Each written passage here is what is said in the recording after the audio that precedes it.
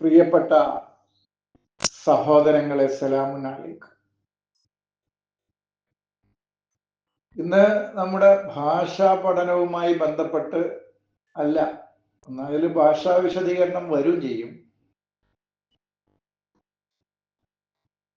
അതല്ലാത്ത ഒരു ക്ലാസ് എടുക്കാനാണ്. ഭാഷാ പഠനവുമായി ബന്ധപ്പെട്ടതല്ല എന്ന അതിനോട് ഉള്ളതുമായ ഒരു ക്ലാസ് എടുക്കാനാണ് ഇന്ന് ഞാൻ നിങ്ങളുടെ മുമ്പിൽ വന്നിട്ടുള്ളത്, ഈ വോയിസിൽ വന്നിട്ടുള്ളത്. അത് ഷെഹ്ർ റമളാൻ എന്നുള്ള ഈ വാക്കാണ്. ഷെഹ്ർ റമളാൻ നമ്മൾ അതിന് പഠിച്ചിട്ടുള്ളത് റമളാൻ മാസത്തിലാണ് ഖുർആൻ അവതരിപ്പിക്കപ്പെട്ടത് എന്ന അർത്ഥത്തിലാണ്. ഷെഹ്റു റമളാൻ അല്ലദീ ഉൻസില ഫീഹി. ഫീഹി എന്നുള്ളത് ഒന്ന് പ്രത്യേകം ശ്രദ്ധിക്കുക. ഉൻസില ഫീഹിൽ ഖുർആൻ.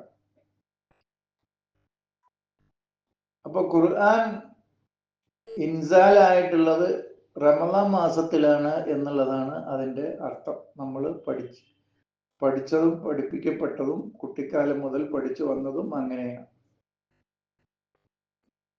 അതിന്റെ ഒരു ആന്തരികമായ പരിശോധനയാണ് ഇവിടെ നമ്മൾ നടത്താൻ പോകുന്നത്. ഇഷ്ടമുള്ള ആളുകൾ ബോധ്യപ്പെടുകയാണെങ്കിൽ സ്വീകരിക്കുക, അല്ലാത്ത ആളുകൾ, എൻ്റെ സഹോദരങ്ങൾ, ബോധ്യപ്പെടാത്തത് കാരണവും അത് ശരിയല്ല എന്നാണ് തോന്നുന്നതെങ്കിൽ അതിനെ തള്ളിക്കളയുകയും ചെയ്യുക. അത്രയാണ് അതിനെക്കുറിച്ച് ആമുഖമായിട്ട് സൂചിപ്പിക്കാനുള്ളത്. റമളാൻ എന്ന വാക്ക് ഇപ്പൊ നമ്മള് മുഹറം തൊട്ട് ദുൽഹിജ്ജ വരെയുള്ള ഹിജ്റ വർഷത്തിലെ 12 മാസങ്ങളിലെ ഒരു മാസമായിട്ടാണ് റമളാൻ എന്നുള്ളതിനെ നമ്മൾ കാണല്. അതില് റമള എന്ന് പറയുന്ന ആൻ എന്നുള്ളത് വേറെ ആയിട്ടാണ് നമ്മൾ മനസ്സിലാക്കുന്നത്. അതിന്റെ ആന്തരികമായ വായനയിൽ റമള ആൻ, ജൗ ആൻ, ഒളിബ ഒളുബാൻ, സലത്ത സുൽത്താൻ, ഇങ്ങനെ പോകുന്നു. ജൗ ആൻ എന്ന് പറയും. ഫാല യഫീലു, ഫൈലാൻ എന്ന് പറയും. നിരന്തരമായ ഒഴുക്ക്, ഇപ്പോഴും ഒഴുക്ക് നിലക്കാതെ ഉണ്ടായിക്കൊണ്ടിരിക്കുമ്പോൾ എന്നതുപോലെ തന്നെ റമള, അതാണ് ഭാഷാ പഠനവും ഇതുമായി ബന്ധപ്പെട്ട് വരുന്നുണ്ട് എന്ന് ഞാൻ സൂചിപ്പിക്കാനുള്ള കാരണം. റമള എന്ന് പറയുന്ന വാക്ക്, ലമിറ എന്ന് പറയുന്ന വാക്ക്, മറള എന്ന് പറയുന്ന വാക്ക്, ലറമ എന്ന് പറയുന്ന വാക്ക്, ഇതൊക്കെ ഒരേ അക്ഷരങ്ങൾ വ്യത്യസ്ത രൂപത്തിൽ എഴുതുമ്പോഴാണ് അങ്ങനെ വരുന്നത്.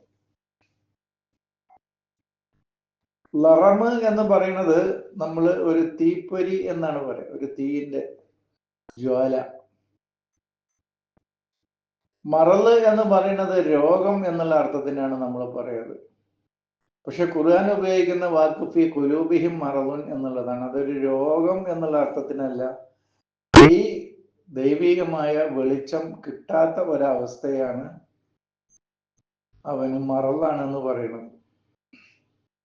അവന്റെ കൽബിൽ നിറയെ ഇരുട്ടാണ് എന്നർത്ഥം. അതാണ് മറള് എന്ന് പറയുന്നത്. അപ്പൊ അതിന്റെ ആശയം മനസ്സിലാക്കുക. ലറമ് ഒരു തീപ്പൊരിയാണെങ്കിൽ, ഒരു തീജ്വാലയാണെങ്കിൽ, നമ്മൾ ഈ തീയൊക്കെ ഊതി കത്തിക്കുമ്പോൾ അതിനൊരു തീപ്പൊരി എന്ന് പറയില്ലേ നമ്മൾ സാധാരണ. നിങ്ങളൊക്കെ എന്താ പറയാന്ന് എനിക്കറിയില്ല. അതാണ് ഈ ലറമ് എന്ന് പറയുന്നത്. എന്നപോലെ തന്നെ ലമിറ എന്ന് പറയുന്നത് നമ്മുടെ ഉള്ളിൽ അത് പുറത്തേക്ക് വെളിപ്പെടുകയോ അതിന്റെ വിശാലതയിലേക്ക് അത് വരികയോ ചെയ്യാത്ത അവസ്ഥയിലാണ് ലമിറയാണ്. അത് തവസ്സു ആയിട്ടില്ല, തത്തവൂർ ആയിട്ടില്ല എന്നർത്ഥം. അതതിന്റെ വിശാലതയിലേക്കോ പുരോഗതിയിലേക്കോ വരാതെ ഇപ്പോഴും അതതിന്റെ ഉള്ളിൽ തന്നെ ഒതുങ്ങിയിരിക്കുമ്പോഴാണ് അത് ലമിറ ആകുന്നത്. അതാണ് ലമീർ എന്ന് പറയുന്നത്. നമ്മുടെ ഉള്ളിലെ ലമീറുകൾ, വിചാരങ്ങളൊക്കെ ഉണ്ടാകുമല്ലോ നമ്മുടെ ഉള്ളിൽ. ലമീർ മനസ്സ്. അതുപോലെ തന്നെ ഹുവ ഹുമാ ഹിയ, ഹുവ ഹുമാഹും ഹിയ ഹുമാഹുന്ന, ഇതിനെയൊക്കെ ലമീറുകൾ എന്നാ പറയുക. കാരണം അതിന്റെ ഉള്ളിലൊക്കെ ഒരാൾ ഒളിഞ്ഞിരിക്കുന്നുണ്ട്. ഹുവയിൽ ആരെങ്കിലും ഒരാളുണ്ടാവും. ഹുമ എന്ന് പറയുമ്പോൾ അതിൽ രണ്ടാളുണ്ടാവും. ഹും എന്ന് പറയുമ്പോൾ 2-ൽ കൂടുതൽ ആളുകൾ അതിലുണ്ടാവും. പക്ഷെ അത് ആരാണെന്നുള്ളത് അതിന്റെ മുമ്പത്തെ സന്ദർഭങ്ങൾ നോക്കുമ്പോഴേ അത് വ്യക്തമാവുള്ളൂ. അതിൽ ഏതായാലും ആളുകൾ ഒളിഞ്ഞിരിക്കുന്നുണ്ട്. അതാണ് ലമീറുകൾ എന്ന അവയ്ക്ക് പേര് വരാനുള്ള കാരണം. ഹുവ ഹുമാഹും ഹിയ ഹുമാഹുന്ന അന്ത അന്തുമ അന്തും അന്തി അന്തുമ അന്തുന്ന അനനഹനു. ഇവയെ നമ്മളൊക്കെ ലമീറുകൾ എന്ന് പറയും. അതാണ് ലമിറ എന്ന് പറയുന്നത്. മളുമൂർ,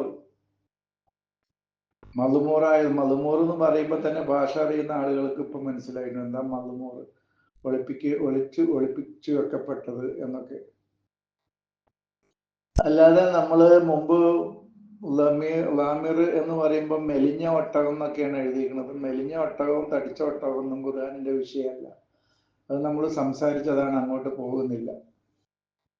ലാമിറായിട്ടാണ് നമ്മൾ ഹജ്ജിന് വരേണ്ടത്.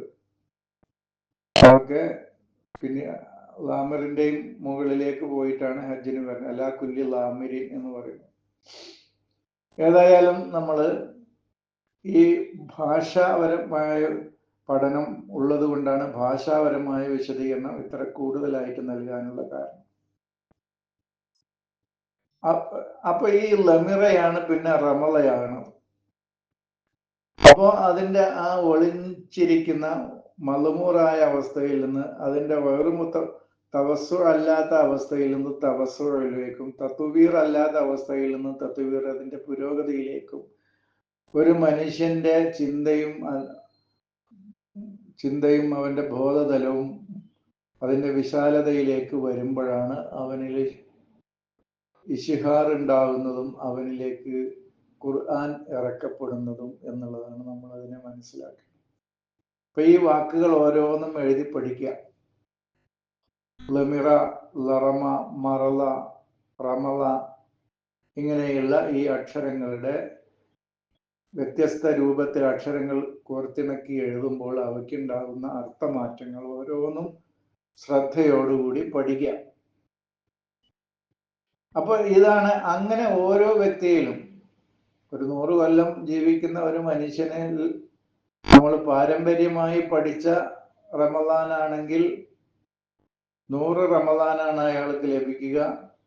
പക്ഷെ നമ്മൾ ഈ പറയുന്ന റമദാൻ എന്ന് പറയുന്നത് ഞാൻ കാൽക്കുലേറ്റ് ചെയ്തിട്ടില്ല എത്ര കിട്ടും എന്നുള്ളത് എൻ്റെ സഹോദരങ്ങൾ ചിന്തിച്ചാണ്.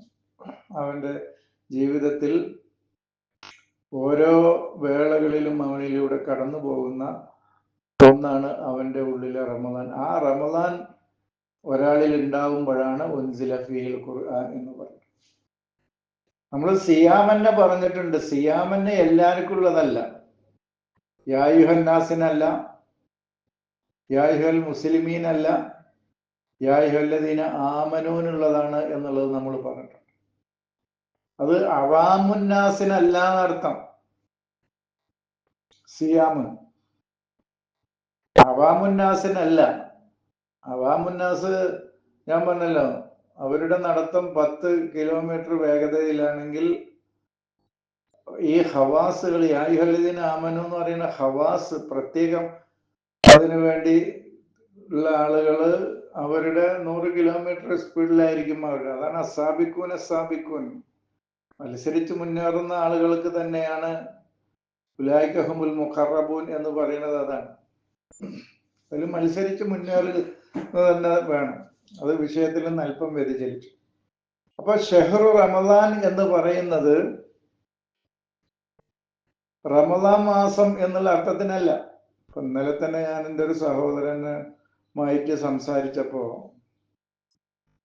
സൂചിപ്പിച്ചു, മനുഷ്യൻ പ്രവാചകന്റെ ഹിജ്റ എന്ന് പറയുന്നത് തന്നെ ഒരു വ്യക്തി തന്നെ വിട്ടിട്ട് തൻ്റെ അനാനിയത്തിനെ വിട്ട് അള്ളാഹുവിലേക്കും റസൂലിലേക്കുമാണ് അവന് യാത്ര പോകുന്നത്. അതാണ് ശരിയായ ഹിജ്റ എന്ന് പറയുന്നത്. അതാണ് നേരത്തെ പറഞ്ഞ മുഹറമിൽ നിന്ന് ദുൽഹിജ്ജയിലേക്കുള്ള ഹുജജുകള്, എല്ലാവിധ ഹുജ്ജത്തുകളും അവൻ നേടിയെടുക്കുന്ന ഹറമിലായിരുന്നു അവൻ. ആ ഹറമിൽ നിന്ന് മുഹറമായ അവസ്ഥയിൽ നിന്ന് അവന് മുഹറം തുടങ്ങി ഓരോ മാസങ്ങളുണ്ടല്ലോ, അങ്ങനെ പോയി റമദാനിലൂടെ ദുൽഖഅദയിലൂടെ ദുൽഹിജ്ജയിലെ അവന് എത്തുകയാണ്. അതിൽ ഓരോ മാസങ്ങളുടെയും ആശയങ്ങളുണ്ട്. അത് നമുക്കൊന്ന് വിശദീകരിക്കേണ്ടതുണ്ട് എന്ന് ഞാൻ അദ്ദേഹത്തോട് സൂചിപ്പിക്കുകയുണ്ടായി. അത് വിശദീകരിക്കുമ്പോൾ എൻ്റെ സഹോദരങ്ങൾക്ക് മനസ്സിലാവും ഒരാള് എന്തിനൊക്കെ വിട്ടിട്ടാണ് അവൻ ദുൽഹിജ്ജയിലേക്ക് എത്തുന്നത് എന്നുള്ളത് വ്യക്തമായി മനസ്സിലാക്കാൻ സാധിക്കുമെന്നുള്ളത്. അതാണ് ശരിയായ ഒരു മനുഷ്യന്റെ ബോധതല മാനസിക വികാസമാണ്, അതിൻ്റെ ഉയർച്ചയാണ്. അതായത് അനാനിയത്തിനെ വിട്ട് അള്ളാഹുവിലേക്കും റസൂലിലേക്കും, ഞാൻ എന്ന ആ അഹന്ത വിട്ട് അള്ളാഹുവിലേക്കും റസൂലിലേക്കും ഒരാൾ യാത്ര പോകുന്നതാണ് തന്നെ ഹജർ ചെയ്തുകൊണ്ട്. അതാണ് ഹിജറ. തന്നെ ഹജർ ചെയ്യുക, തന്നെ വെടിയ. അതാണ് ഇന്നി മുഹാജിറുൻ ഇലല്ലാ എന്ന് പറയുന്നത്. ഞാൻ എന്നെ വെടിഞ്ഞിട്ട് ഞാൻ അള്ളാഹുവിലേക്ക് പോവുകയാണെന്ന് ലൂത്ത് പറയാനുള്ള കാരണം അതാണ്. ലൂത്ത് അലൈഹിസ്സലാം, അതാണ് ഈ ശരിയായ ഹിജറ. അതാണ് അത്. അങ്ങനെ ദുൽ ഹിജ്ജയിൽ എത്തുകയാണ്. എല്ലാ ഹുജജുകളും നേടിയെടുക്കുന്ന ആ അവസ്ഥയിലേക്ക് ഒരാളുടെ യാത്രയാണത്, അല്ലാതെ ഓരോരോ മാസങ്ങളുടെ പേരല്ല. അങ്ങനെ റമദാൻ എന്നുള്ളതൊരു മാസമാണെങ്കിൽ ഷഹ്റു ഷവ്വാല് പറയേണ്ടതല്ലേ, അല്ലെങ്കിൽ ഷഹ്റു മുഹറം പറയേണ്ടതല്ലേ? അങ്ങനെ പറഞ്ഞിട്ടില്ലല്ലോ. പിന്നെ ഒരു റമദാൻ എന്ന് മാത്രം എന്താണ് എടുത്തു പറയാനുള്ള കാരണം? അപ്പൊ റമദാൻ എന്ന് പറയുന്നത് ഒരു മനുഷ്യന്റെ ലാമിറായിരിക്കുന്ന അവസ്ഥയിൽ നിന്ന് വയറുമുത്തവസ്യായ അവസ്ഥയിൽ നിന്ന് വയറുമുത്തത്തവിറായ അവസ്ഥയിൽ നിന്ന് അവന് വൈജ്ഞാനികമായ ബോധം അല്ലെങ്കിൽ ചിന്താപരമായ അല്ലെങ്കിൽ ബോധമണ്ഡലത്തിന്റെ വികാസം സംഭവിക്കാത്ത അവസ്ഥയിൽ നിന്ന് അതിന്റെ തവസ്സുഴിലേക്കും തത്വീറിലേക്കും അവന് കടന്നു വരുന്ന അവസ്ഥയാണ് അത് എന്നുള്ളതാണ് നമ്മൾ മനസ്സിലാക്കേണ്ടത്. എൻ്റെ ഒരു ഗുരുനാഥൻ വേറൊന്ന് പറഞ്ഞത് റുഇയത്തുൻ മല എന്ന് പറഞ്ഞിട്ടുണ്ട് റമദയിൽ നിന്ന്. റുഇയത്തുൻ മല, മുമ്പ് നമ്മളിൽ എന്തൊക്കെ കാഴ്ചപ്പാടുകളാണോ ഉണ്ടായിരുന്നത് അതിൽ നിന്ന് ആൻ എന്ന് പറഞ്ഞാൽ നൗ, അൽ ആനാന്ന് പറയില്ലേ, ലൈവായ ഇപ്പൊ പുതിയ ഒരു കാഴ്ചപ്പാടിലേക്ക്, ഏറ്റവും ലേറ്റസ്റ്റ് ആയ കാഴ്ചപ്പാടിലേക്ക് ഒരു മനുഷ്യന്റെ മാറ്റമാണ് റമദാൻ എന്ന് വിശദീകരിച്ചിട്ടുണ്ട്. റുഇയത്തുൻ മല എന്ന് വിശദീകരിച്ച ഒരു ഗുരുനാഥൻ എനിക്കുണ്ട്. അപ്പൊ ഇതൊക്കെ അതിന്റെ ഭാഷാപരമായ വിശദീകരണങ്ങളാണ്. അങ്ങനെ ഒരാളിൽ ഇശ്തിഹാർ നടക്കുമ്പോഴാണ്, വെളിപ്പെടൽ നടക്കുമ്പോഴാണ് അവനില് ഉൻസില ഫീഹിൽ ഖുർആൻ അവനിലേക്ക് മുനസ്സലാകുന്നത് എന്നുള്ളതാണ് അതിൻ്റെ അർത്ഥം. അപ്പൊ എപ്പോഴാണ് ഓരോ വ്യക്തിക്കും അത് ഇറങ്ങിക്കൊണ്ടിരിക്കും ഈ ഒരു അവസ്ഥയിലേക്ക് വരുന്ന ഹവാസായ, അതാണ് എല്ലാവർക്കും. അതാണ് ഫമൻ ഷഹീദ്, അതിന് ഷഹാദത്ത്. അത് അല്ലാതെ മാസം കാണല്ല, ഇതിന് ഷഹാദത്താകുകയാണ്. ആ ഇശ്തിഹാർ അവനിൽ, ഈ റമദാനിന്റെ ഇശ്തിഹാർ അവന് ഷഹാദത്ത് ആകുകയാണ് ചെയ്യുന്നത്, അതിനവന് സാക്ഷിയാവുകയാണ് ചെയ്യുന്നത്. അങ്ങനെ സാക്ഷിയാവുമ്പോഴാണ് സിയാമിൽ നിന്ന് സുമ്മിലേക്ക് അവന് പോകുന്നത്, സൗമിലേക്ക് അവന് പോകുന്നത്. ഫലിയസുംഹു എന്ന് പറയുന്നത് അതാണ്. അങ്ങനെ അതിന് സാക്ഷിയാകണം, അല്ലാതെ സൂമൂലി റുയത്തിഹി എന്നല്ല. കണ്ണുകൊണ്ട് നിങ്ങൾ ആകാശത്ത് കമറിനെ ഹിലാലിനെ കണ്ടാൽ നിങ്ങൾ നോമ്പ് നോറ്റോളൂ എന്നല്ല. അതിന് വേറൊരു അർത്ഥതലുണ്ട് സൂമൂലി റുയത്തിഹി എന്ന് പറയുന്ന അതിൻ്റെ. അത് നമ്മൾ പിന്നെ വിശദീകരിക്കാം. സൂമൂലി റുയത്തിഹി വാഫ്തുർ, അതൊക്കെ കഴിഞ്ഞ വർഷം ഞാൻ ഈ നമ്മുടെ ചാനലിൽ ഇട്ടിട്ടുണ്ട് ആ ക്ലാസ്സുകളൊക്കെ.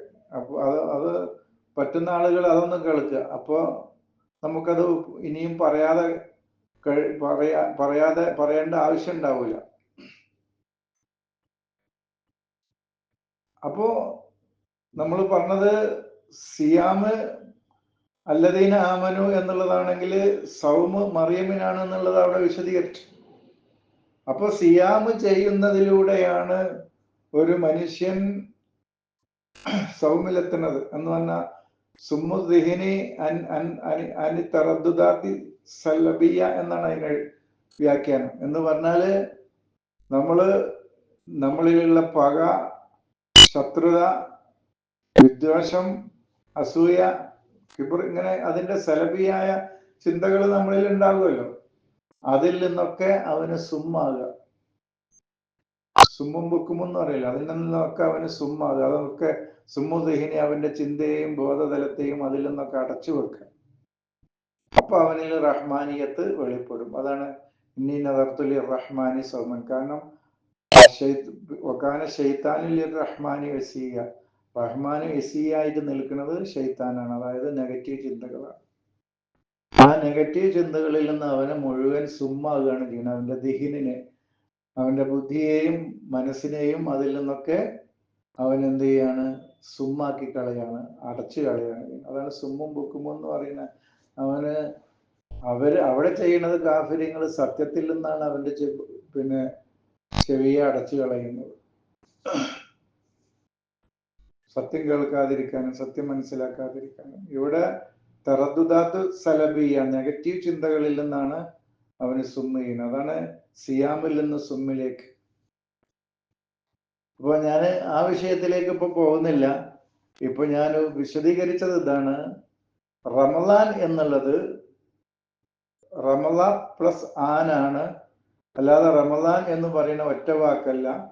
പിന്നെ റുയത്തുൻ മല എന്നുള്ളതിന് മുമ്പ് കഴിഞ്ഞു പോയ നമ്മുടെ റുയത്തുകൾ ഉണ്ടല്ലോ, കാഴ്ചപ്പാടുകൾ ഉണ്ടല്ലോ, അതിൽ നിന്ന് പുതിയ കാഴ്ചപ്പാടുകളിലേക്ക് ഒരാൾ വിരല് അങ്ങനെ വിശദീകരിച്ചതുകൊണ്ട് ഈ രണ്ട് നിലക്കുള്ള വിശദീകരണമാണ്.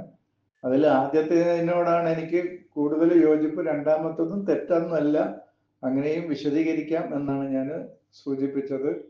അപ്പോൾ ലമിറ, റമള, ലറമ, മറള എന്നുള്ള ഇതുമായിട്ടുള്ള യോജിപ്പ് നോക്കുക. ലറമ് ഒരു തീപ്പൊരി, ഒരു ജ്വാല, തീജ്വാല.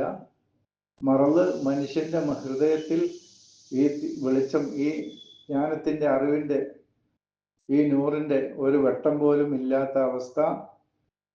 ലമിറ എന്ന് പറയുമ്പോൾ അത് ഒളിഞ്ഞിരിക്കുന്ന, അതിന്റെ ബോധതലത്തിന്റെ വികാസം സംഭവിക്കാത്ത അവസ്ഥ.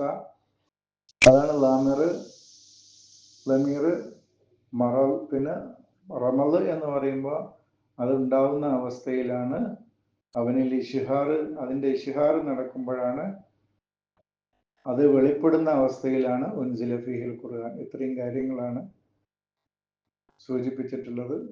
ഇതിന്റെ ബാക്കി വിശദമായ ക്ലാസ്സുകൾ നമ്മുടെ ചാനലിൽ ഉണ്ട്, അത് കേൾക്കാൻ ശ്രമിക്കുക എന്ന് മാത്രം പറഞ്ഞുകൊണ്ട് ഞാൻ അവസാനിപ്പിക്കുന്നു. സലാം.